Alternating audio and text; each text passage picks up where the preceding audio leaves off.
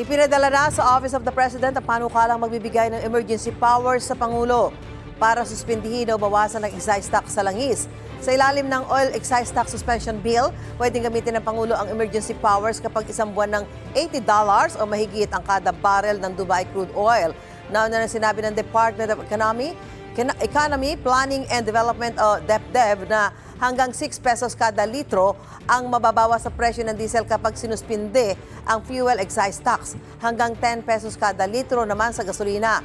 Bago pa magamit ang emergency powers sa oil excise tax, nagdeklara na ng state of energy emergency ang Pangulo dahil sa problema sa supply sa langis bunsod ng gyera sa Middle East.